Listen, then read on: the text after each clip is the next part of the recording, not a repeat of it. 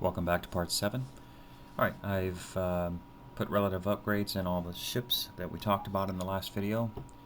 I didn't buy shields for the new hauler. I'm going to manually fly it, so I think it'll be okay. However, that is a worthy upgrade. It's just fairly expensive, as I showed you before, at about 90,000 per 25 megajoule shield. So anyways, I have one hauler headed towards the wall and the other one headed towards power circle, and I'm going to manually trade with them while I work with my buster and hopefully find some combat missions or scanning missions or anything else that I can do with this ship. And again, I'm playing this by ear as we go, so I'm not sure what I'm going to get, but we'll see what happens. Alright, while they're headed towards those new sectors, let me show you a little bit about weapons with the ship. First of all, if I pull up information on my buster and scroll down, you can see here's the weapon information. I have 6 weapons bays, no turrets. Unlike the Mercury had a turret where you could put a small laser or like mosquito missiles and set them to missile defense, and their sole purpose would be to shoot them down. But this ship has 6 actual weapon bays. Now, if you look at a much larger ship, like if we trade with the shipyard and pull up, let's look at the Colossus. Alright, it actually has 6 turrets, but on top of that, and those are just like self-defense ports, it actually has tons of weapons bays, 4 in the front, 4 on the right, 4 on the back. So as you can see, it's a real powerhouse. Just as a quick comparison to our buster for now. Alright, let's decipher this. I've got 6 weapons bays, and this chart shows you which weapons are compatible. Now, if I had different sets of bays, like on the Colossus, you might have 1 or 2 bays that are only compatible with a certain list of lasers, and then the next couple of bays might be compatible with a different list of lasers. So you would see a different list each time, but for now I have 6, and all 6 bays are compatible with these weapons. If you see these boxes here that are slightly larger or outlined, that represents the ones listed below here, so I can use any of these. And if you want to get information on them, you need to either be able to pull one up like on your ship, or have a ship in a station where you can physically trade with the station even if you're in space and pull up information on it. Alright, over here on the left is my weapons panel for the ship. You have 4 banks to deal with, and the bank that is currently selected is highlighted. You switch between them by pressing the numbers 1 through 4. I currently have 2 phased repeater guns assigned to bank 1. Now if I switch to bank 2 by pressing 2, you'll see that I have 4 of the IRs assigned to that bank. If I switch to bank 3, I have 1 IR assigned to it, and if I switch to bank 4, I've got all the weapons assigned. Now, there's many reasons why you'd want to change this up. Number 1, I'm going to fire all these, and you can see how quickly my energy drains.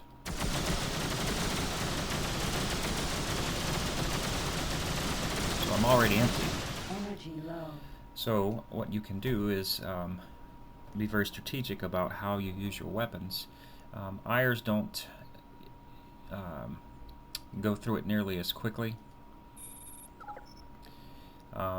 You can pull up information, backtracking a little bit, on each weapon and see what they do. Shield damage 1.4 thousand, only 140 hull damage on the IRs.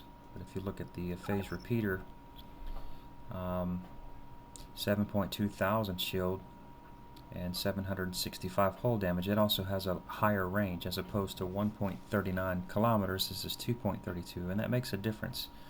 Alright, so there are other weapons that are meant specifically to take out shields. So if you had a couple of those, you could put them down on a couple of banks, switch to them, bring down an enemy's shields very quickly, and then switch back to another weapon to take down their hull very quickly. Or if you try to capture, and I'm going to show you how to do that too, capturing ships is very profitable. You basically force the pilot to eject from their ship, and they leave you the ship, hopefully with as much hull as possible, and you just go claim it. You have a higher success, it seems, in doing that if you take the shields down very quickly, and then, of course, don't take the hull down very quickly. So ways you could do that would be to blast all out, either specifically with shield weapons or with all of your weapons to get the shields down, and then quickly switch to, say, just one weapon. And you can continue to fire, not doing much damage to the hull, but the pilot will, it seems to me, has a higher tendency of bailing then, and you capture their ship. Alright, missiles are very similar. You can click on this, uninstall or install, pull up information on it, or you can use the hotkey M. Now if I had different missiles in my freight bay, that would have just rotated through the next type of missile, but since I only have one, it actually removed it. So I can reinstall it by either clicking on this, installing, and choosing. And when you do this, you also see the stats of the missile or the laser. 200 hull damage, travels at 590 meters a second with a range of 14.6 kilometers. Or you can just press M and it will rotate back to the next missile, which is the only one you have, and reinstall them. Now, I've got these set up. I didn't show you how I did it, so I'll do that now. This is bank 1. If I wanted to add one more weapon to it, you can click on the weapon that you would want, and I can say add this to group 1. Now this weapon is in that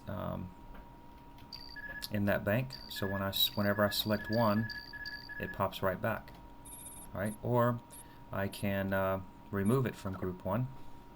Now another way, you can pull up the weapons configuration screen by pressing G as in golf, and it's basically the same thing, except you get a little bit more information right up front. This shows you what weapon is installed and its stats. You got the range, you got shield damage, you got hull damage. You can do the same thing here. I can remove this laser completely, I can install it, or I can switch it by simply installing what's left, and it will switch it out for me. Same thing with missiles. If I had other ones, I could install them, or I can remove them from here. Alright, so that's the basics of setting up your weapons configuration for now. And I am going to go find, I don't think we have access to it now. This mission should be easy. Does it interest you? Okay, no, that mission is a taxi mission. If you have a personnel transport type ship, like the Argon has the Express, and if you want to buy one of those, I think you can get them as cheap as 400K. You can make some pretty good money simply hauling people around. This guy's asking you to pick him up here and fly him up to Power Circle, and you get paid for doing it. Now, it's not very much pay, but you're going to build up reputation with Argon, and the higher reputation and the more missions you do, much better rewarding they become. So that's one type. Well, let's just double check. Because sometimes, even though you see one type of mission listed on the station, once you select the station in open comms, there might be 3 or 4 different missions offered, and of different types. I'm not sure how the game determines which type it puts up there, but it's worth checking. So anyways, I am going to close this down. Oh, another thing, I went ahead and added a few more upgrades. You might want to do this if you have the money. I highly recommend you go ahead and do it. Go down to TerraCorp and buy a jump drive for the ship you're going to be flying. It's 100,000, and get some energy cells in your freight. Now I've got some extra weapons, I can probably get rid of them, and I bought missiles, but I'm able to fit 50 energy cells, which isn't much, but it's enough for us to start with. And with that, with the jump drive, it uses energy cells as fuel. I'll show you how to do that real quickly by pressing Shift J, and then it highlights the sector that you're in. You simply can either mouse click or use your arrow keys to go. Let's say if I want to go jump to Home of Light, you can see it's going to take 10 energy cells to jump there, and I've got 52 available. Now if I go further, let's go down to Orbelt. You can see that takes 15. And the further you go, 20, 25, etc. So you can jump quite a ways with not not too much energy. And keep in mind, you can also jump to a sector far away that has power plants, and then of course go buy more energy and continue to jump your way across the universe very quickly. Now when you choose to jump to a sector, it will simply ask you what gate you want to jump to, and you'll have to pick one of the gates, and once you do, it'll go through a jump sequence that takes a few seconds and you will jump to that location. Alright, I'm going to go find a combat mission, and I think since we're over 10 minutes I'm going to stop it here, and in the next video we will actually do some shooting. Alright, see you there.